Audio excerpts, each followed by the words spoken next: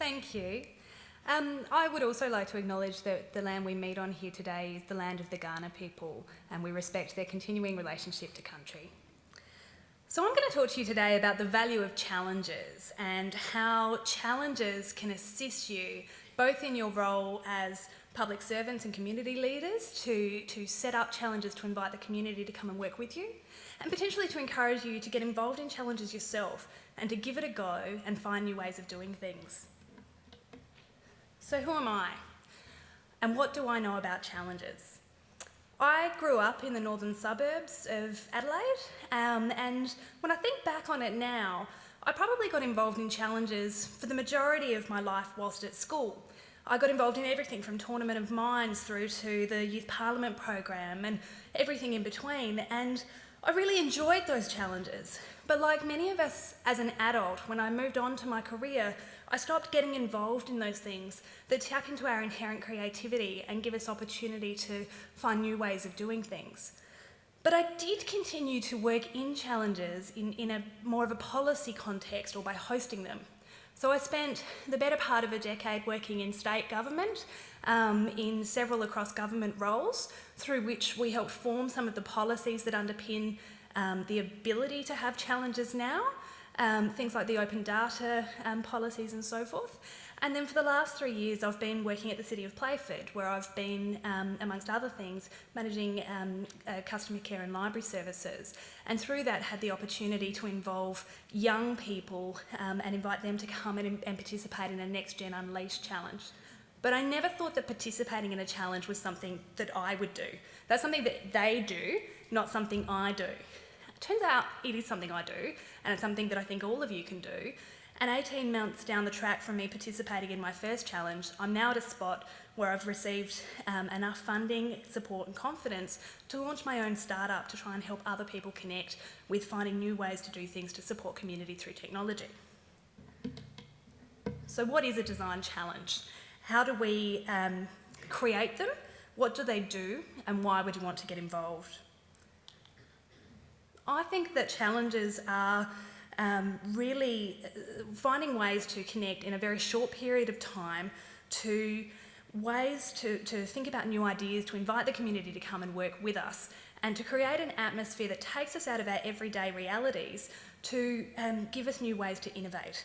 It's almost like suspending reality for a while and providing a very short liminal period where you ask people to tap into their creativity, work together and come up with new ideas very quickly that may give us new things to think about and new ways to create solutions to problems. So how do you do this? Today I'm going to tell you the 10 things that I think are key when either setting up a challenge or participating in a challenge, and things that can help you to make them really successful. Number 1, identify the problem. The first challenge that I got involved in was an Unleashed, and it was to work on a project called Data for Social Change. I got involved in this not because I necessarily thought too much about what I was going to do from there, but I was frustrated with the limitations I had in terms of trying to get more open data available about domestic violence and homelessness issues. So I turned to Unleash as a way to work outside of the boundaries and constraints of my current role. But what I think worked really well about that and other problems, other challenges I've participated in, was a really well-defined problem. It was something that was specific, and so when the community was asked to engage with us, we could really go back and quite sharply point at what we were trying to achieve. It wasn't a challenge for the sake of a challenge, it was a challenge for the sake of achieving a specific outcome that we'd thought about in advance and predetermined. Number 2, find some friends. So we talk about multidisciplinary teams a lot, and we talk about the benefit of working across silos. But can I just get a show of hands when the last time you collaborated with maybe an accountant was? Did anyone recently, you've got a couple down the front, but how many of you really sat down and said to an accountant, hey, how do we solve homelessness? The great benefit of these challenges is because we're working outside of our traditional areas, we do have that time and ability to find other people who are interested in the area, pull them out of their regular day-to-day zone and ask them to think about and add value to the challenges we're working on.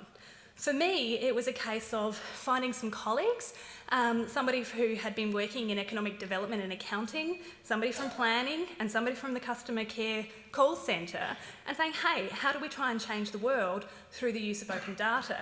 I would never under normal circumstances get to work with these people or find out about how they think, but through participating in a challenge, I got that great benefit of being able to collaborate.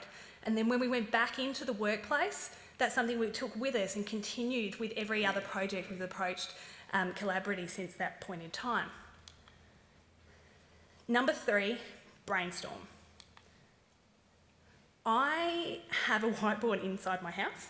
I'm not suggesting you all run out and buy whiteboards to put inside your house. They don't really go with the lounge room setting. But having the time and space to really brainstorm and go really wide and broad helps you then to be able to go back and make something very narrow.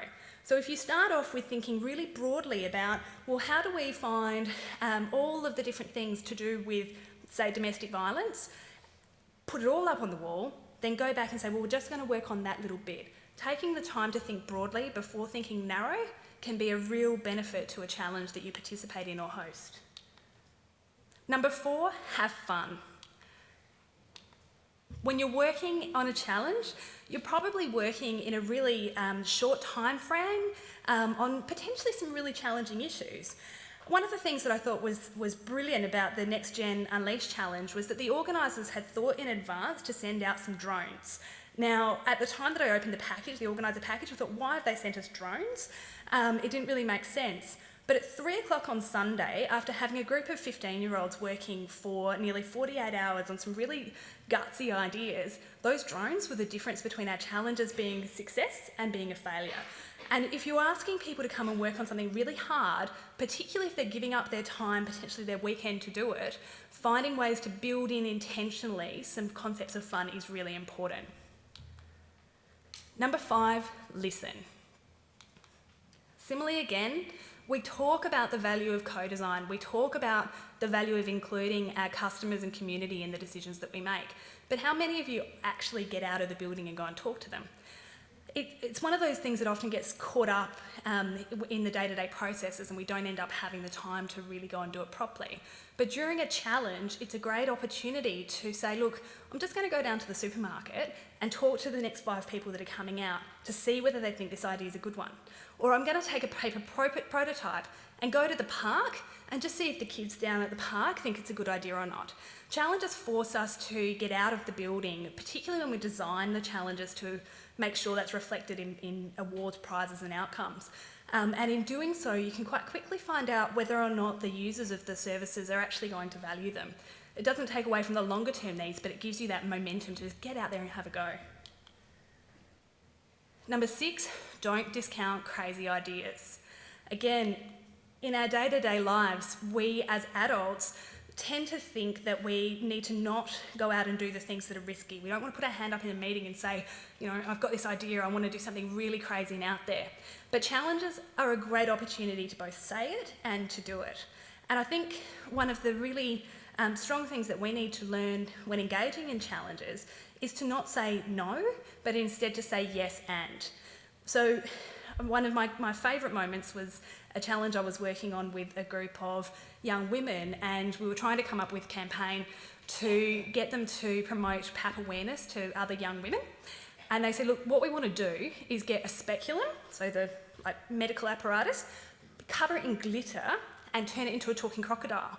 And we want to make that as a video and put it on the South Australian Government YouTube channel. And inside my head I thought, yeah, no, we're not going to do that. But we did, and it was fine, and luckily our minister was a nurse and really appreciated it. But that video is still, to this day, I think the second most viewed video on the South Australian Government YouTube channel, and the message was really effective. But it would have been squashed if we'd said, look, no, we don't think that's going to get past the media unit. We needed to let it really generate before saying maybe not. Okay, number 7, aim for achievable, not perfect. Like many of the people in this room, I am a perfectionist. I like to overthink things, I like to over-research things, I like to take as much time as I can to make sure the quality of my work is really good. But that can be really problematic in some circumstances. So with a challenge, I have to deliver, and I have to deliver by often 5 o'clock the day after I've started. What that's really started to teach me the value of is the permission to just get something out if it's okay, get something into the system, and not to focus too much on getting it exactly right. In doing that, it gives me permission to try many more things and to try out options that I would have discarded from the start. For those of you who are perfectionists, give it a go. Give yourself that time frame of, I'm just going to make this do. You can go back and fix all the other things later on, but at least by giving yourself that really strict deadline, you can get something of value out to the community as quickly as possible. Number 8, celebrate. So I love looking at this picture because for us, the happiness of what we'd achieved is really coming through. As adults, I don't think we often go back and take that time to say to ourselves, wow, I did something really awesome. We plan the project, celebration, team meeting, completion, all of those kinds of things, but we often do it for other people. But taking that time to really stop and say to ourselves, I did that, it was awesome, and I'm going to do it again, is really, really important to help us continue to go through and try challenge after challenge and keep learning and keep moving through. Number 9, foster. So some ideas are really worth keeping, but it's important that you plan into your challenges from the start how you're going to continue to deliver them over time. Challenges, if you do them in isolation, are really good for ideas, but they don't necessarily translate into long-term outcomes. But you can fix that by thinking right up front about what am I going to do to make sure that this idea is kept going, that it's incubated, and that it really continues to grow and strengthen. Through the D3 Challenge, the Office of the Ageing have connected us up with the ACH group, who will provide us with that extra structure and support to make sure our ideas don't wither and die, and to give us that broader organisational structure to really grow and to nurture something new. And number 10, learn, reflect, and repeat. Challenges by themselves are great, but I think the real value of challenges is getting them to assist us to challenge how we work every day. If we can take what we learn from challenges and apply that into what we do on a daily basis, to apply the new multidisciplinary approach, to apply creativity, to take all of those things we've learned, it'll really help us to achieve broader change. So what do I think that the values of challenges are? I think that challenges help us to quickly ideate, to involve, to learn, and to achieve. I think that the important ingredients for a challenge are a well-defined problem, providing a defined time to work through that problem, a space that allows you to brainstorm and have fun, and importantly, mechanisms to connect with people you wouldn't work with in other contexts. I don't think challenges are about money. I'm fortunate that I've got to a point now where I have received money through the challenges I've participated in that enable me to start up a startup. But I didn't go into challenges to try and make money. I went into challenges because I have a sense of active citizenship and I want to make a difference to my community. If you can tap into that idea that people want to help, they want to come up with ideas and they want to be creative, then you can engage them in the process and potentially achieve great change. If you focus on the money and if you have the money to do it, that's great. If you don't have the money, do it anyway, because you might find that you get some great results and people coming and helping out for things that you didn't think that there was a possibility of getting that extra hand or that extra set of resources for. So finally, give it a go. If you're thinking about challenges for your organisation or for yourself, get involved with one, host one, get out there and have a shot. You will get professional development skills, you will learn really quickly new approaches to take back to the workplace, and you'll potentially come up with some new ideas. The worst case scenario is that you might learn something and it won't go any further. Alternatively, it could be like the position I'm in, where I've now got the capacity to go and create my own business and start up a potential new life with new ideas, new structures and new opportunities. So give it a go, you don't know where it'll take you.